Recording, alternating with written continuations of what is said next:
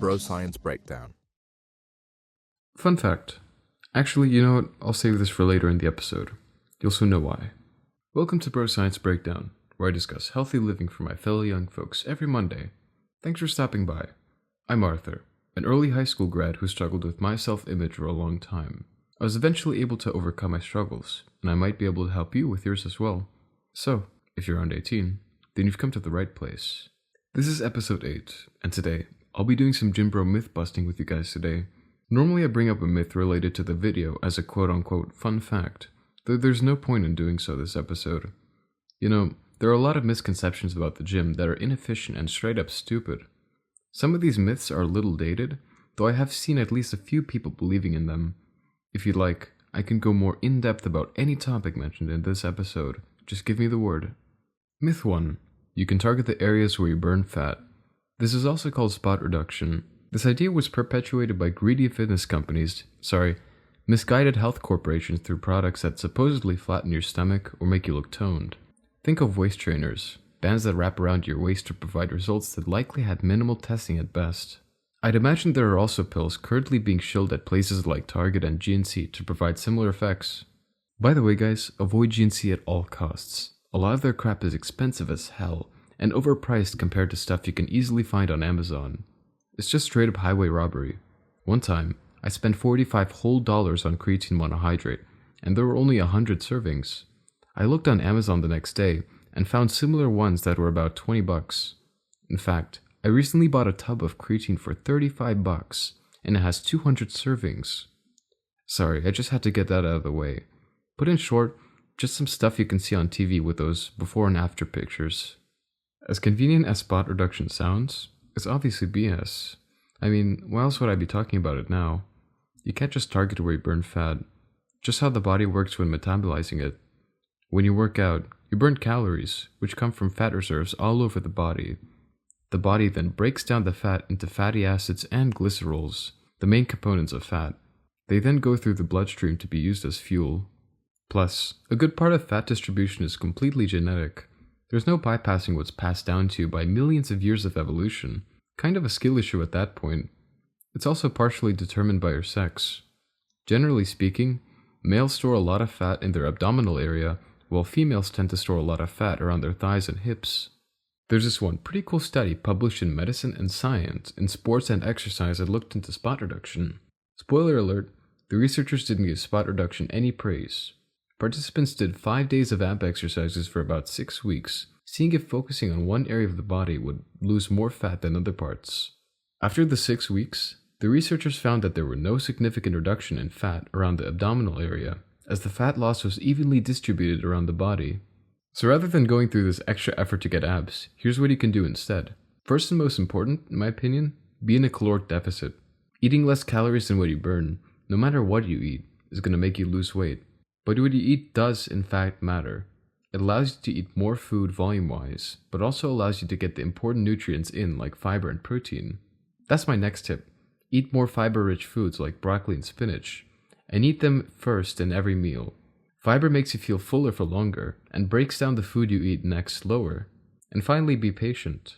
Fat doesn't burn overnight. Over time, you'll see the results you want, as long as you're consistent with it. Myth 2. Lifting heavy weights makes women bulky. Now give me a moment to yap about how much I dislike this belief. At my gym, I see women who have trained for a good amount of time lifting heavy weights. They're absolutely crushing it and could put a lot of men to shame. Do they look bulky? Hell no. If you think about it for even just a few seconds, it'll hopefully become apparent why it makes absolutely no sense. First off, most women don't have enough testosterone in their body to get that bulky look in the first place. On average, women tend to have between 10 to 20 times less test levels than men.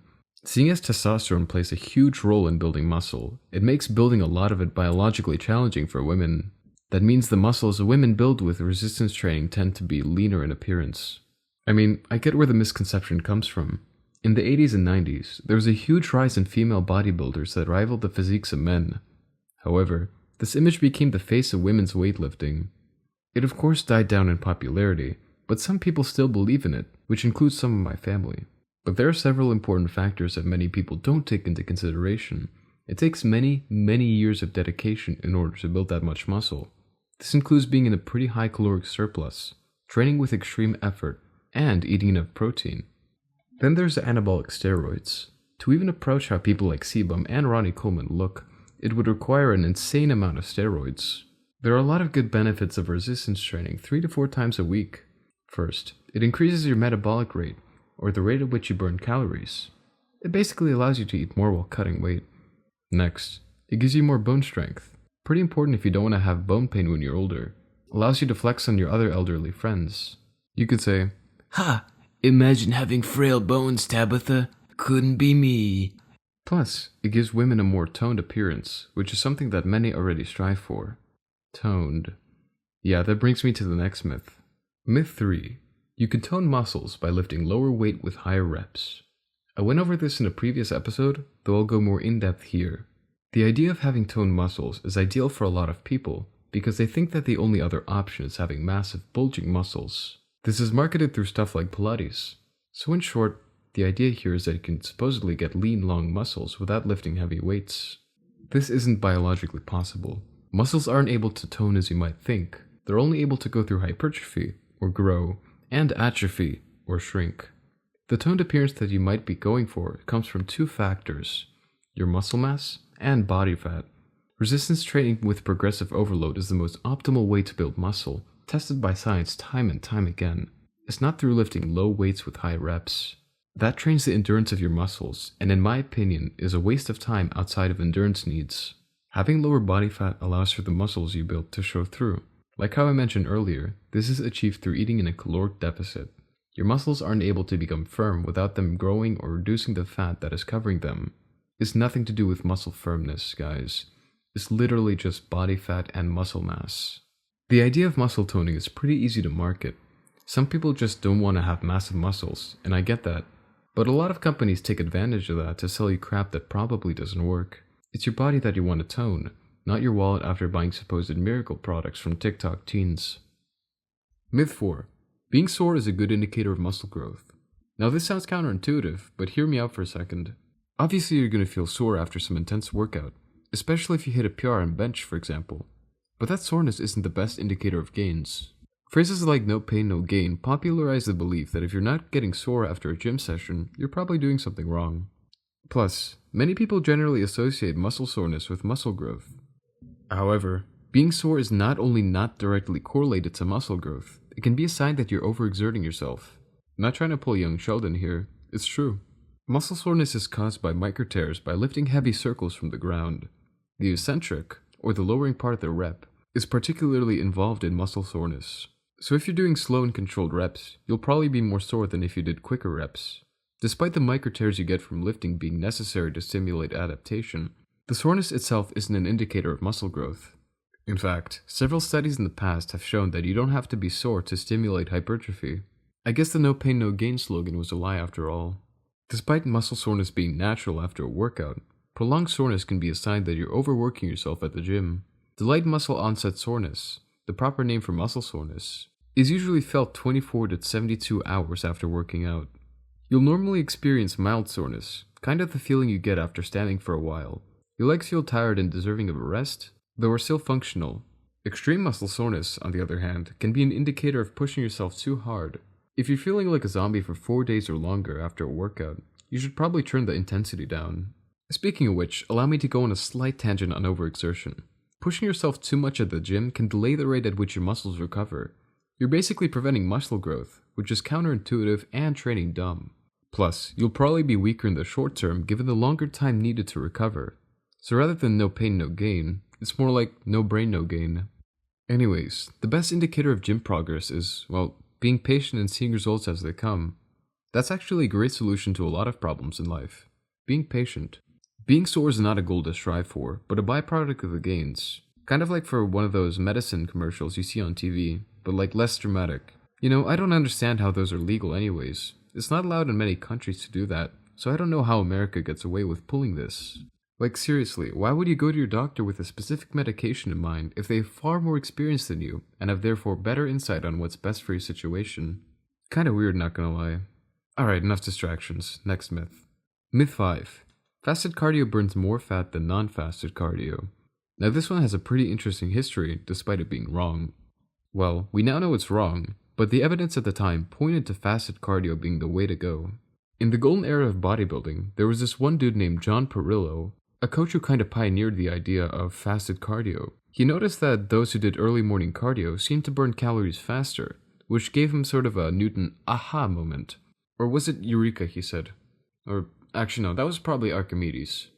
Anyways, the theory for this makes sense.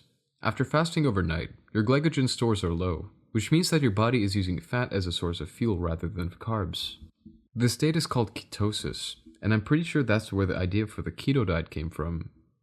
I'll discuss my pretty controversial thoughts on that on a later episode. A lot of bodybuilders use this idea to quickly shed fat before a show, despite how little scientific backing the idea had at the time. To be fair, I guess that's a pretty good use case, so to all future and current bodybuilders, do some fasted cardio I guess before your next show. But the real question is, does fasted cardio do anything for the long term? You probably guessed it, but nope. Early studies found that fasted cardio oxidizes more fat during the workout, though the researchers confused that with long-term fat loss.